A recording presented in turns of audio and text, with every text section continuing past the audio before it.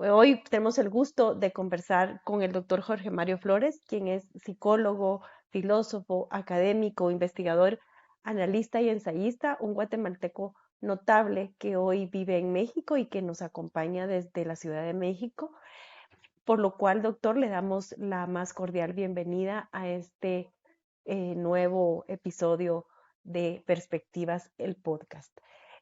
Para empezar, pues me gustaría preguntarle cuál fue o cuáles fueron las razones por las que usted quiso participar en el grupo Perspectivas y cuál fue su contribución al ensayo que escribió para el libro El Antropoceno en Crisis y tantas otras pandemias y misceláneas.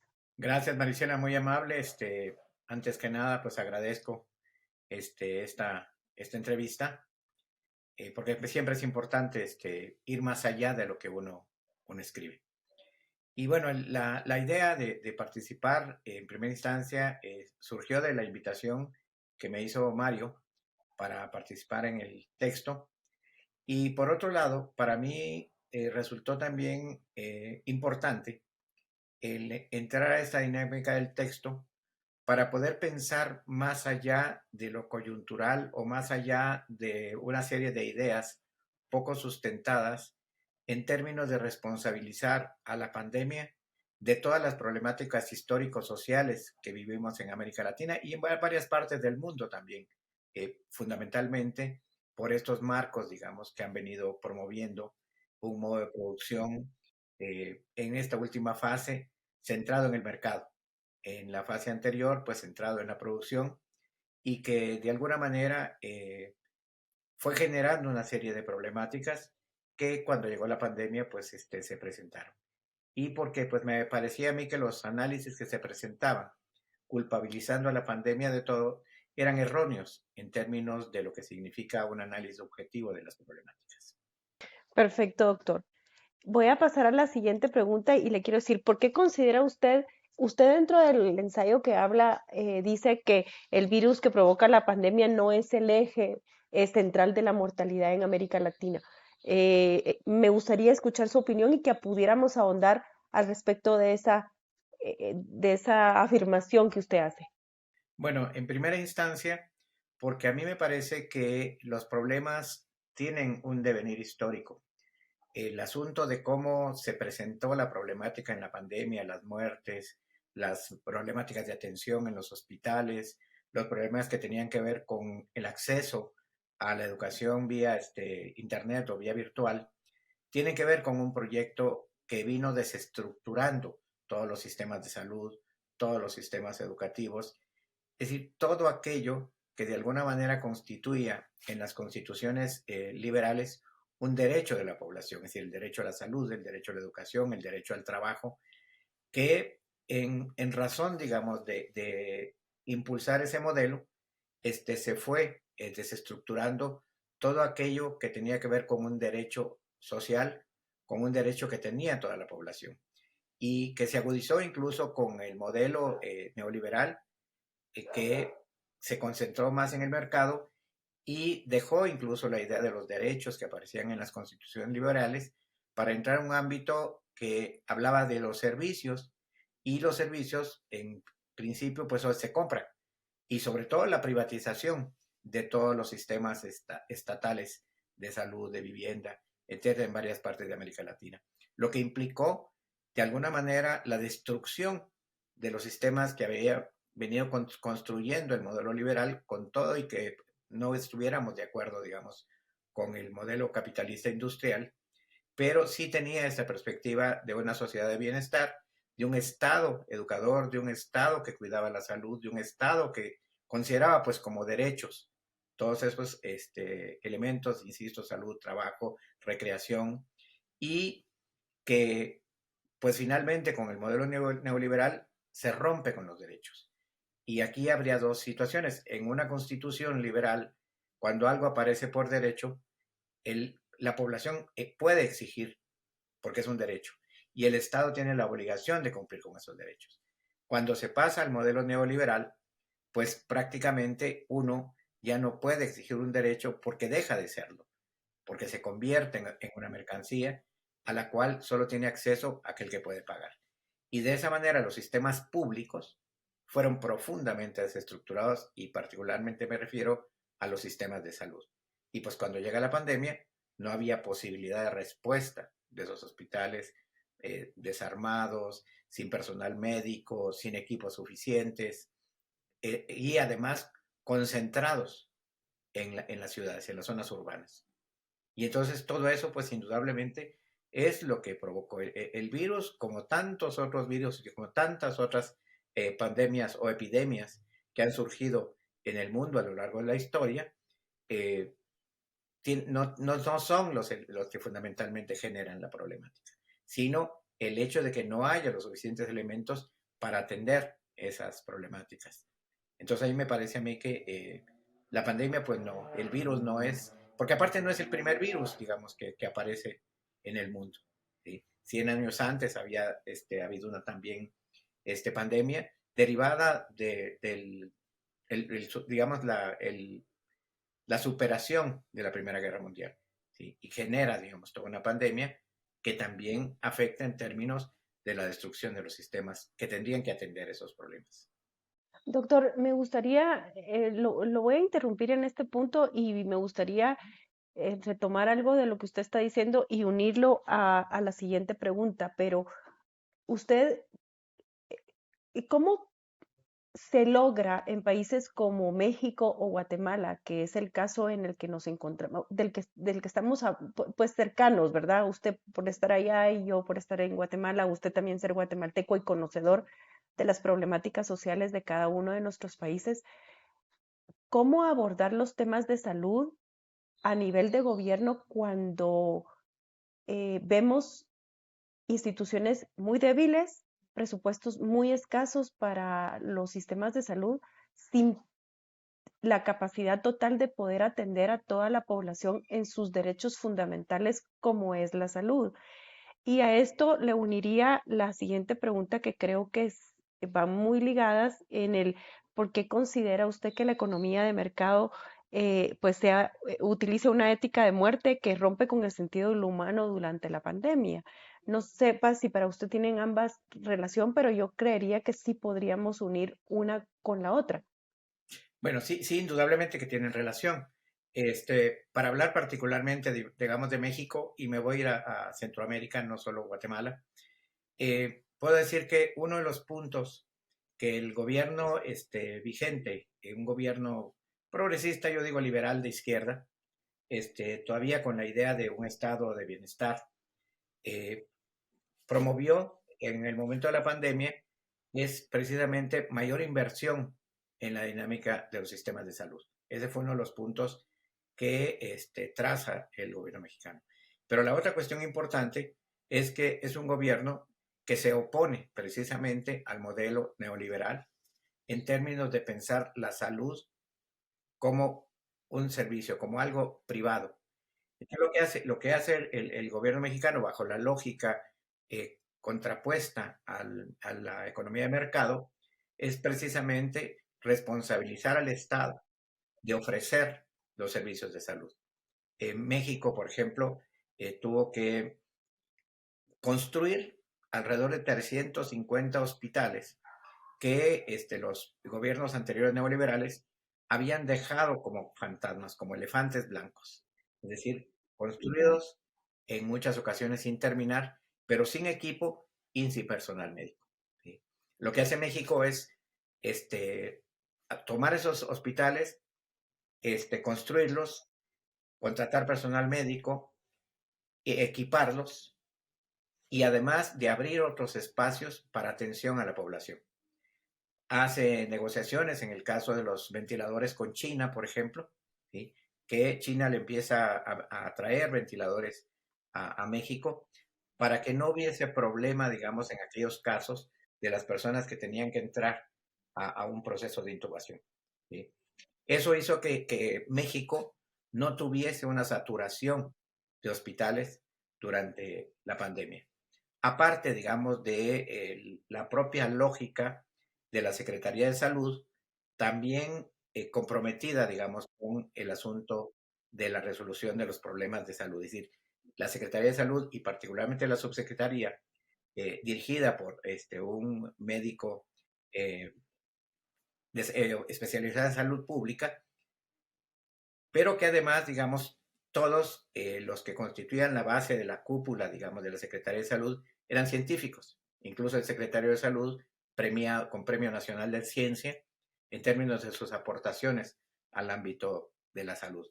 Entonces, esa combinación de la Secretaría de Salud que tenía la visión científica con la visión de compromiso social, es decir, una ciencia comprometida con la dinámica social, permitió que se estructurara un modelo de atención a la población que implicó, digamos, todo eso que decía, la reconstrucción y la contratación de médicos, incluso en el déficit que tenía México de camas, en el déficit que tenía de México, pues contrató médicos cubanos, que fue muy cuestionado por la derecha en México, pero fueron médicos que se insertaron a todo este proceso.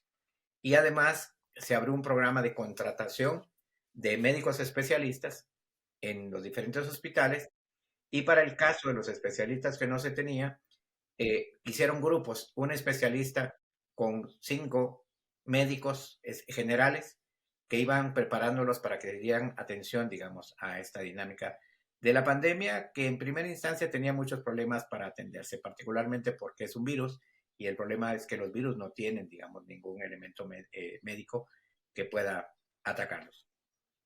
Entonces, realmente México puso en el centro, incluso aumentó el presupuesto de salud para toda esta dinámica.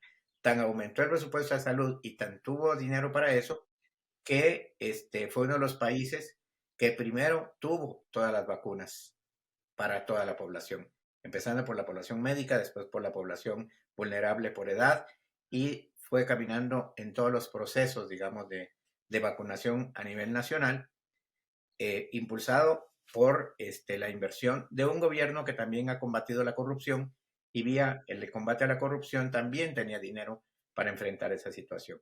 Incluso México no tuvo que hacer ningún préstamo, el Banco Mundial el Fondo Monetario estuvo presionando al gobierno para que aceptara un préstamo, el cual México no aceptó porque tenía el dinero para poder reconstruir esto.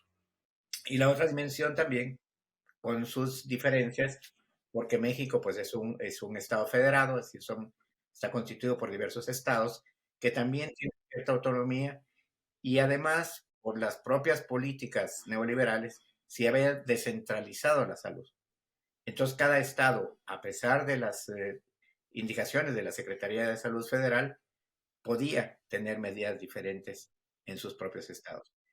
Y eso hizo que hubiese diferencia, digamos, en lo que constituían los estados cercanos al gobierno, que no hubo, digamos, un confinamiento obligatorio. Nosotros no tuvimos confinamiento obligatorio, estaban abiertos los supermercados, están abiertas las oficinas necesarias de gobierno, es decir, podíamos hacer todos los trámites básicos que necesitábamos. ¿Sí? Y eso también hizo que no hubiese muchos problemas, digamos, en la adquisición. Pero el otro punto que apoyó en el caso de México es que el gobierno presente generó una serie de programas sociales que son constitucionales, y que hizo que muchas de las personas que tuvieron que recluirse para evitar contagios no tuvieran problema en el consumo. Eso también fue un elemento importante, porque no hubo una problemática en el consumo, digamos, no hubo centros comerciales que tuvieran que cerrar porque había robos, asaltos de la población, porque la gente tenía lo mínimo necesario para poder consumir. Es decir, hubo todo un proyecto que no era dejado a la libre, y donde el Estado se responsabilizó de toda esa dinámica. Teníamos la Secretaría de Salud todos los días en las tardes informándonos no solo de lo que pasaba, sino que lo que implicaba cada una de las dinámicas del virus, por qué, etcétera. Es decir, la población mexicana estuvo informada en ese sentido, pero aparte no estuvo confinada, con excepción de algunos estados un poco más de derecha, que sí quisieron obligar a la población a encerrarse. Pero en eso no. Y en el caso de Centroamérica, bueno, el otro elemento antes de ir a Centroamérica es que México, por ejemplo, no cerró las fronteras. A México podían entrar, los aeropuertos estuvieron abiertos y eso también es un elemento importante que contribuye a la economía. No hubo cierre, digamos, de fronteras, no hubo cierre de aeropuertos, bajo un principio de la Secretaría de Salud que me parecía a mí correcto, porque decían, bueno, primero, la obligatoriedad de ir a otro país porque estoy vacunado o porque me hice una prueba. Eso no garantiza que cuando yo esté en el otro país se me desarrolle, en este caso, el problema del virus, de la pandemia, ¿no? Entonces, ese fue otro punto interesante de la Secretaría de Salud, que, insisto, todo esto sustentado en esta combinación de conocimiento científico y dinámica social. Por lo que insistía, pues, que el equipo de la Secretaría de Salud básicamente son científicos, de hecho, la mayoría de ellos pertenecientes al Sistema Nacional de Investigadores de México. Y el otro punto es que el Consejo Nacional de Ciencia y Tecnología también contribuyó a trabajar en el asunto de la solución de la pandemia, incluso se construyó un ventilador mexicano que también permitió resolver las necesidades de ventiladores en los procesos.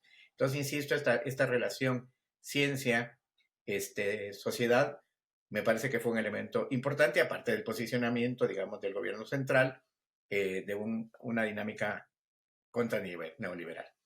En el caso de Centroamérica y Guatemala, Honduras particularmente, diría yo, primero cerraron las fronteras, países que cerraron las fronteras. Segundo, me parece a mí, no, bueno, no me parece en términos no objetivos, que a pesar de que pidieron préstamos, no se invirtió el dinero en la solución de los problemas de salud. Es decir, el sistema de salud, tanto en Honduras como en Guatemala, y menciono Honduras y Guatemala porque Honduras es un país donde he estado trabajando estos últimos años y de hecho durante la pandemia estaba haciendo trabajo allá, hasta este momento lo sigo. Entonces lo que pasó es que no hubo, digamos, una dinámica de atención de los gobiernos hacia los sistemas de salud. ¿Sí?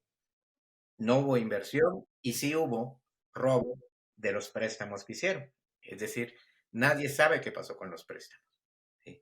Nadie sabe, por ejemplo, México tuvo hasta la posibilidad de donar vacunas a Honduras, a Guatemala, a Ecuador, a Venezuela.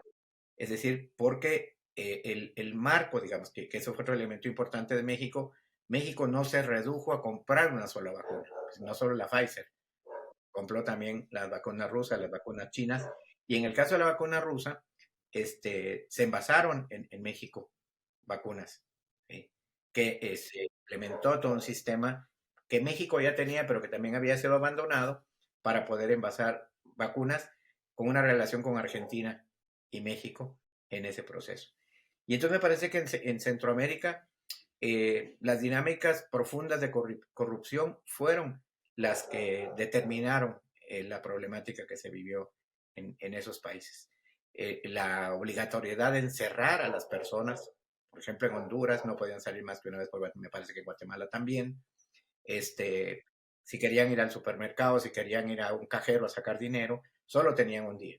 En Honduras la situación era más grave porque si se movían de un municipio, no sé si son municipios allá, a otro, tenían que moverse y quedarse confinados 14 días en un hotel. Pues, ¿qué sentido tenía movilizarse de un lugar a otro? Entonces me parece que las políticas, pues en el caso de Guatemala, Honduras, no fueron unas políticas que estuvieran en favor de la población, sino siguieron siendo las políticas centradas en la corrupción de los gobiernos, en este caso el gobierno de Yamatei, ¿sí? Que seguramente sus cuentas estarán llenas en Honduras, según contrataron hospitales móviles y nunca aparecieron. Yo ahorita usted está citando un tema que me parece importante interrumpir, porque no sé si usted recién se dio cuenta, pero bueno, recién termina el gobierno del expresidente Yamatei, entra un nuevo gobierno. Ahorita pues se está solicitando que la fiscal general aclare algunos de los temas que quedaron pendientes por aclarar y usted lo menciona en su intervención, que es bueno, que se hizo el dinero de las vacunas. Y el otro es que recién el expresidente, quien ya está con inmunidad de nuevo porque está en el Parlamento Centroamericano, dice se desconoce el contrato de las vacunas, o sea, es un contrato que tenía confidencialidad y por lo tanto se desconoce el contenido de lo que se firmó. ¿Qué opinión le merece a ustedes ese comentario? Y le pregunto esto precisamente porque usted lo está diciendo y regreso a la pregunta. ¿Esta es claramente una ética de muerte, doctor? Sí, indudablemente, porque ¿qué es? Yo sostengo que la corrupción, que al neoliberalismo subyace la corrupción. ¿Sí? ¿En qué sentido digo que subyace la corrupción al modelo neoliberal? En principio porque es un modelo centrado en los fines, no importan los medios. ¿Sí? Es decir, hay que tener, no importa a través de qué. Y uno de los mecanismos de los gobernantes para tener es la corrupción. ¿Sí? Ellos llegan a un camino que se vuelven millonarios, incluyendo a los diputados. No solo hablaría yo de Yamatei, sino hablaría de los congresos. ¿Sí? Hablaría del sector judicial, que es uno de los más perversos hoy en América Latina y en el mundo. ¿Sí? Preparados para los nuevos golpes de Estado que se dan desde el Poder Judicial y un poder profundamente corrupto. Es decir, en México, una de las problemáticas que tenemos graves es el Poder Judicial, ¿sí? Que libera a narcotraficantes, ahorita acaba de liberar, por ejemplo, a 8 militares involucrados en la desaparición de los jóvenes de Ayotzinapa. ¿Sí? Y en el caso de Guatemala, pues indudablemente que este Ministerio Público que representa el Poder Judicial, las Cortes Supremas, las Cortes de Constitucionalidad, como funcionan en el caso de Guatemala, están coludidas con las dinámicas de corrupción, porque ellos son corruptos a la vez. Y eso, insisto, tiene que ver con el modelo de una economía de mercado. Y como en esa economía de mercado lo único que importa, valga la redundancia, es el mercado, la vida no tiene ningún sentido. No vale nada y además hay un principio fundamental en el neoliberalismo y es que hay población prescindible. Es decir, no importa que se mueran algunos porque no entran a la dinámica del mercado. Este rescate, por ejemplo, de las teorías de Malthus, pues, es decir, en términos de que debe haber menos población para poder repartir la riqueza entre pocos. ¿Sí? En dichos populares sería entre menos burros, más solotes, ¿no? Es decir, es esta dinámica, entonces, que va concentrando la riqueza en pocas manos y cada vez más va empobreciendo a ciertos sectores de la población hasta volverlos prescindibles. ¿Sí? Y uno de los elementos que tiene precisamente el neoliberalismo es esa población prescindible. Decía Hayek, si no recuerdo mal, que en el impulso del modelo morirían muchos, pero no importaba, era parte del propio modelo. Y esa es un poco la dinámica en la que en países como Guatemala, como Honduras, no importaba que la gente se muriera, porque iba dejando menos población. No nos recordémonos que era el planteamiento fundamental de Malthus en la dinámica económica, ¿no? Y el otro es la recuperación ¿cómo se llama?, de Darwin, bajo la sobrevivencia del más apto.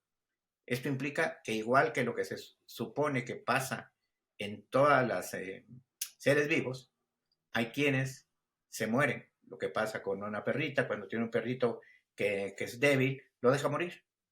¿Sí? Y algo de eso es lo que me parece que está en el sustento del neoliberalismo con respecto a la vida.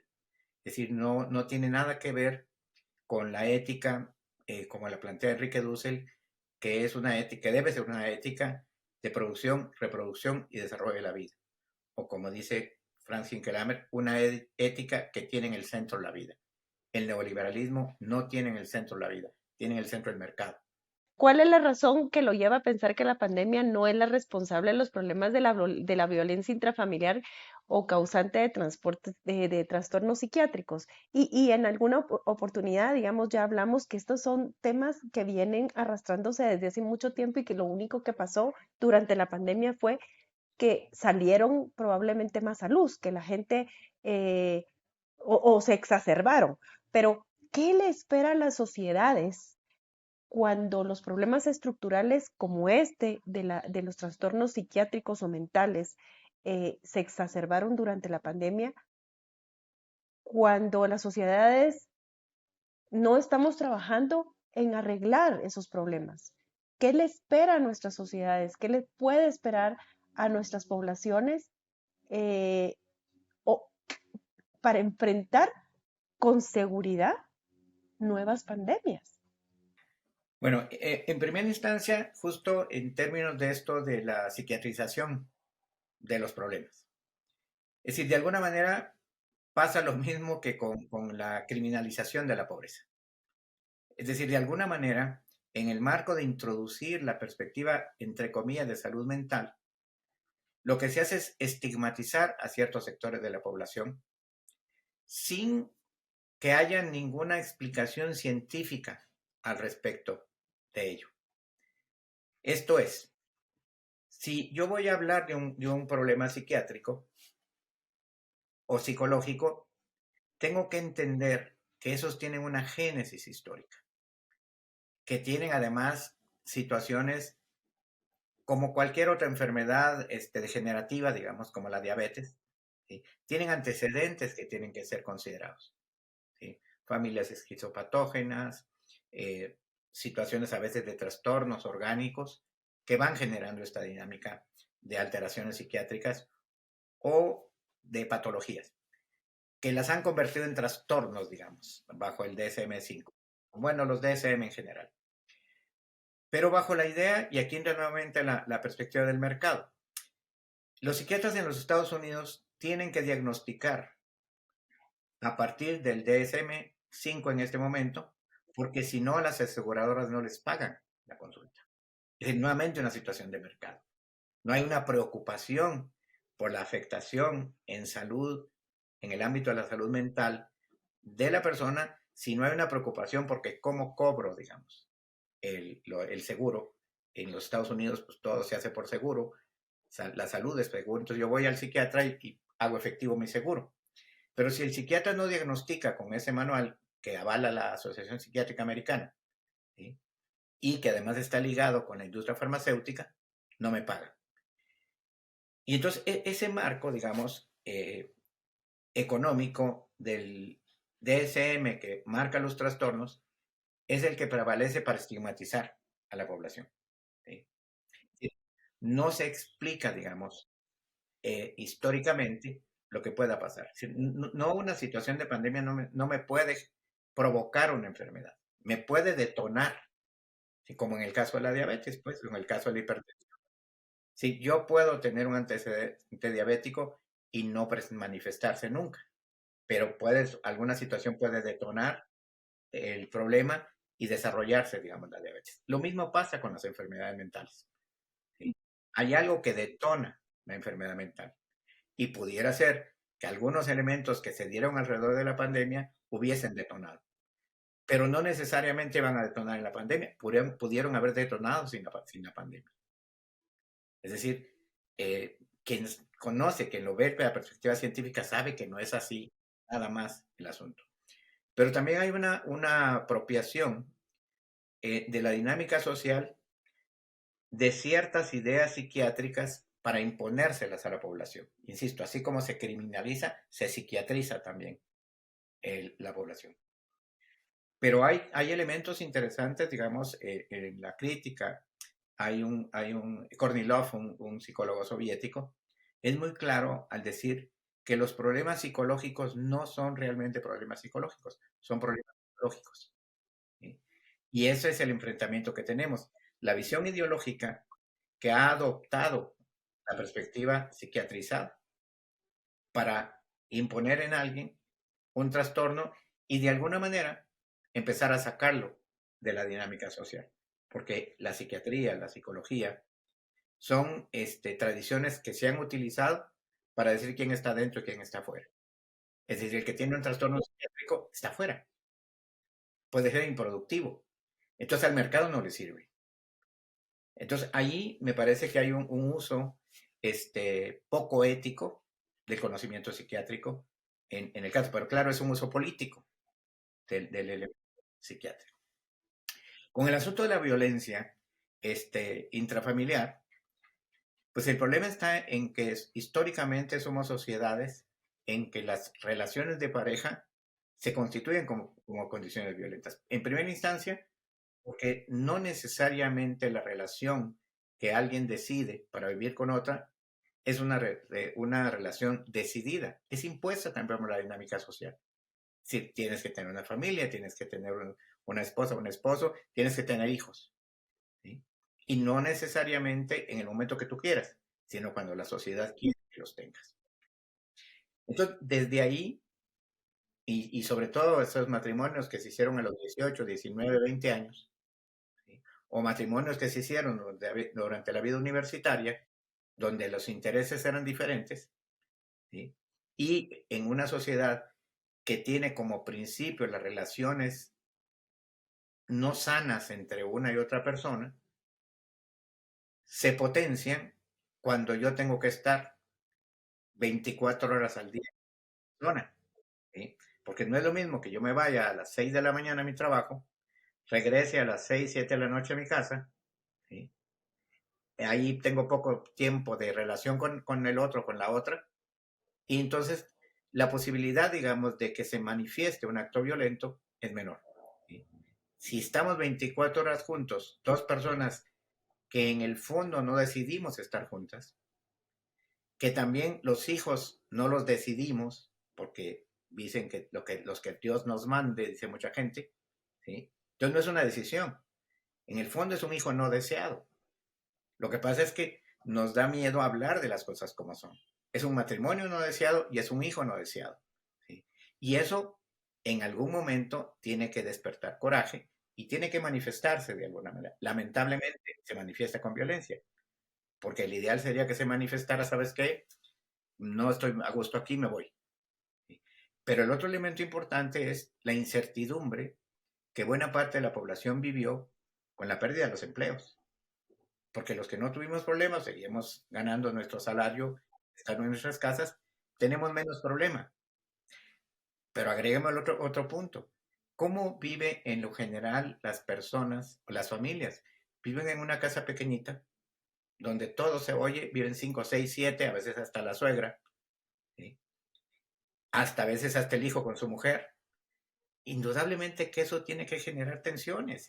No hay otra forma de pensar que el hacinamiento no genere, digamos, problemáticas que se traducen en violencia, ¿sí?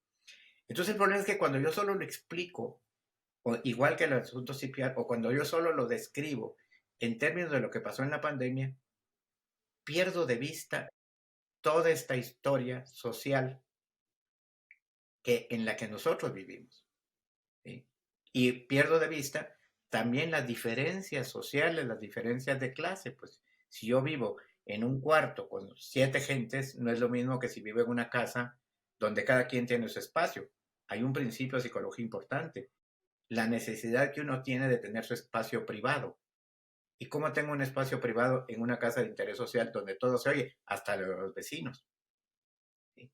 Entonces me parece que todas estas explicaciones psicologizadas o psiquiatrizadas o incluso legaloides y a veces también erróneas desde los feminismos, de que culpar a la pandemia de eso es entender mal el problema. Y si no entiendo el problema en su historia, no lo puedo resolver. Entonces ahí me parece que es donde está la dinámica. Yo no dudo que se presentó, pero eso no es que hubiese más violencia, que se veía más y que también hubo más denuncias, porque también ese es el otro factor, ¿sí? Hubo más denuncias de las que había antes, pero el problema estaba dado. Pero como no lo explicábamos, porque a veces también lo explicamos nada más desde una perspectiva política aislada del conocimiento. ¿Sí? Y yo sí, a mí me parece, pues, por eso toda esta dinámica de la pandemia, es porque si yo me quedo a explicar nada más la pandemia, y ahí surgieron todos los problemas del mundo, ahí surgió la depresión, ahí surgió la angustia, ahí surgieron los trastornos psiquiátricos, pues mi visión del mundo es muy pobre, pero eso también tiene que ver con el neoliberalismo. Y muchos de los que se dicen teóricos, de los académicos, pareciera que no, pero están muy metidos en la lógica de lo que hay que explicar es el aquí y el ahora. Como dice Freire, yo no puedo explicar el hoy sin un antes y un después. Y la ciencia nos orilla y nos obliga a explicar las cosas en su antes y su después. Si no, no somos científicos. Pero estamos viviendo en una sociedad que sí vive el hoy y el ahora, o sea, en unos jóvenes que están pensando en el hoy como el único momento que tienen. Pero ese es otro elemento que yo sostengo. Esa lógica del aquí y el ahora es la lógica de cualquier persona que organiza su vida alrededor de la transgresión.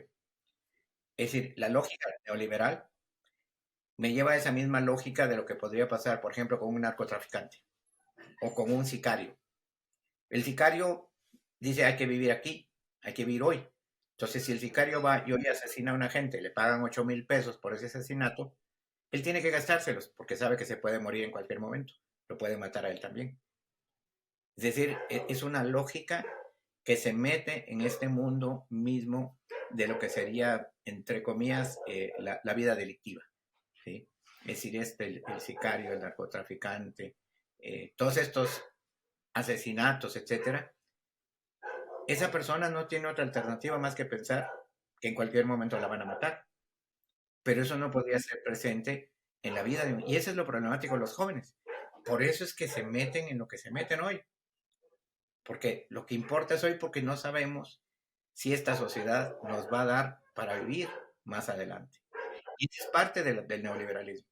¿Sí? El neoliberalismo es vive hoy con lo que tengas y si tienes mucho, júntalo y disfrútalo. Y otro de los elementos que se rompe con la economía de mercado son las utopías. Y si uno no vive, si uno no vive con una utopía, pues no tiene sentido la vida. Yo sostengo, por ejemplo, que nosotros los investigadores, si no tenemos la utopía de construir una teoría, estamos perdidos, estamos perdiendo el tiempo. ¿Sí? Nuestra utopía es construir una teoría. A lo mejor no lo logramos, pero lo que nos hace vivir tan profundamente ese camino de la ciencia, ese camino de la investigación, es que soñamos con construir una teoría diferente a las que existen para explicar nuestros países. En el caso nuestro, en América Latina, nosotros, la utopía es construir teorías que nos permitan comprender realmente la problemática de nuestras sociedades. Y la vida sin utopías, pues no es vida. Y el neoliberalismo, justo con la idea del fin de la historia, es el fin de las utopías. Son los promotores del aquí y el ahora. Y eso es lo triste porque los promotores del aquí y el ahora son los psicólogos, que le dicen a la gente, no, pues tú vive aquí, no te importe lo que va a pasar mañana en lo que pasó, vive hoy. Es una vida muy pobre la que me lleva a vivir hoy. ¿Sí? Porque entonces, ¿qué tengo? ¿Qué me entusiasma? ¿Qué me hace pensar? ¿Qué me hace trabajar? ¿Qué me hace construir otro mundo? ¿Qué me hace pensar en establecer una relación con otra persona si no es la utopía, que a lo mejor no se concluye y no terminamos al final de nuestra vida juntos, pero la utopía era esa? Y la vida tiene que ser una utopía. Si no es una utopía la vida, estamos perdidos. Y esa es la utopía que permite construir y transformar las sociedades. Muy interesante lo que usted dice. Creo que pues por hoy tenemos que dejar el tema acá por el tiempo, pero creo que este es el punto de partida de un nuevo tema, la utopía de cara al futuro, de cara a las nuevas generaciones y a las nuevas circunstancias que la vida nos va a presentar conforme los cambios que traiga. Yo lo invito a que que agendemos una nueva conversación muy pronto para que hablemos de este tema, la utopía y cómo enfrentarla. Muchas gracias, doctor. Le agradezco muchísimo. Su conversación siempre es fascinante, se lo he dicho en varias ocasiones y creo que tenemos que seguir explorando en estos temas. Gracias, Marisela, te agradezco mucho esta conversación. Efectivamente tenemos mucho que conversar y sí espero que podamos seguir o nos encontremos en algún momento para conversar. Un abrazote y gracias por esta oportunidad. A usted muchas gracias, doctor.